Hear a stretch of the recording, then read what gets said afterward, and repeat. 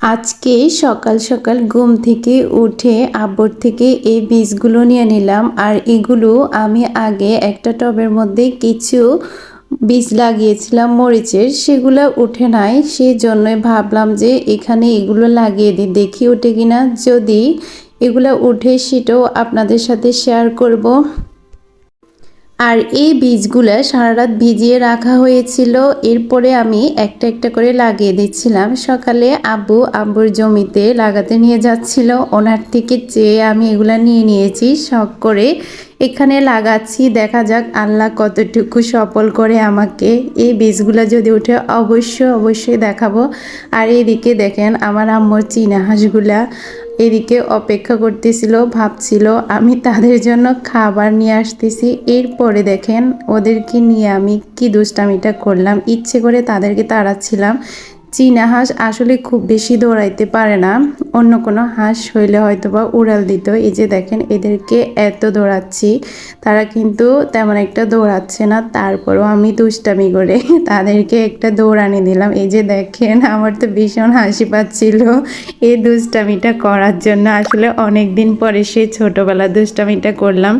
যাই হোক, মাঝে মধ্যে দুষ্টামি করলে মনটাও ফ্রেশ থাকে। এরপরে দেখেন আব্বুর সবজি বাগানে আসলাম। এখানে এসে দেখি একটা ক্ষীরা গাছ ভেঙে আছে। গাছটা কিন্তু অনেক তরতাজা রিফ্রেশ ছিল, এভাবে ভেঙে আছে দেখে খুবই খারাপ লাগলো। দেখেন এটার এখনও কষ পড়তেছে। আমি কিন্তু আজকে খুব সকাল সকালে বের হয়ে ভিডিও ক্লিপগুলো নিয়েছি, কারণ আমার কাছে সকালের ওয়েদারটা অনেক বেশি ভালো লাগতেছিল, সেই জন্যই মূলত গিয়েছি। এরপরে দেখেন আমাদের আমলকিগুলা কি সুন্দরভাবে ধরেছে, যদিও এগুলা এখনও অনেক বেশি ছোট, এখনও খাওয়ার উপযুক্ত হয় নাই। আগে কিন্তু অনেক উপরে আমলকি ধরতে পারতেও কষ্ট হতো, এখন দেখেন আমি হাত দিয়ে নাগাল পাচ্ছি, কিন্তু আমি পারতেছি না। এগুলো এখনও কষ, আর নিজের কাছে থাকলে দেখবেন সেই জিনিস খেতে আসলে ইচ্ছে করে না। এত এত আমলকি ধরে, আমার কিন্তু তেমন একটা খাওয়া হয় না। আমলকি কিন্তু ভিটামিন সি এর ঘাটতি রক্ষা করে, আর শরীরের জন্য অনেক অনেক উপকার, তাও কিন্তু খেতে ইচ্ছে করে না। যদিও টকফল আমার একটু খুবই কম পছন্দ, মিষ্টিও কিন্তু খুব বেশি পছন্দ করি না, তাও খুব বেশি টকও খেতে পারি না। এরপরে দেখেন আমি আবার ব্যাগ চলে যাচ্ছিলাম। দেখেন এটা মনে হচ্ছে ছোটোখাটো একটা আমাজন জঙ্গল, আমার কাছে ভয় লাগতেছিল এখান দিয়ে যেতে, মনে হচ্ছিল যে কখন সাপ বের হয়।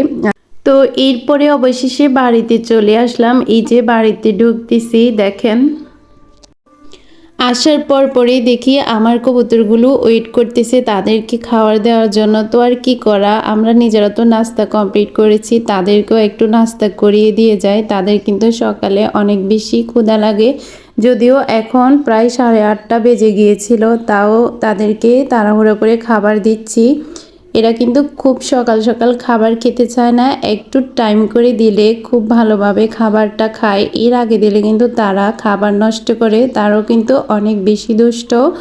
তো যাই হোক, তারা খাবার খাচ্ছে, আর তাদের ছানাটা দেখেন এখনও প্রপারলি খাবার খাওয়া শিখে নাই, তাও চেষ্টা করে। আর এইদিকে দেখেন এই মুরগিটা পুরাই একটা চোর, সব সময় আমার কবুতরকে খাবার দিলে সে এসে এভাবে খাবার খেয়ে নিয়ে একদম নিচের থেকে উপরে উঠে যায়। একেও এখন একটা দৌড়ানি দেবো, এই যে দেখেন ইচ্ছে করে দৌড়াইছি, তাকে একদম নিচে নামাই দিয়েছি। কিন্তু দিলে কি, তাদের অনেক ধৈর্য, তাদেরকে যতবারই নামিয়ে দিই ততবারই উঠে। আর এইদিকে দেখেন তারা খাবার খেয়ে অনেক ফুরফুরে মেজাজে আছে, এই যে কতটা দুষ্টামি করতেছে। এই তারের মধ্যে বসার চেষ্টা করছিল, কিন্তু দেখেন কিভাবে ধোল খাইতেছে। এরপরে আবার চলে গিয়েছে তাদের নিট। এই যে এখানে তারা সব সময় বসে থাকে, এটা মনে হচ্ছে তাদের একদম কি এই কফি শপের মতোই, যে এখানে বসে বসে তারা সবাই গল্প গুজব করে, এই যে একসাথে একজন আরেকজনকে ফলো করে। তো আজকের ভিডিওটি এ পর্যন্ত, ভালো লাগলে অবশ্যই শেয়ার করে দিবেন। আল্লাহ হাফেজ।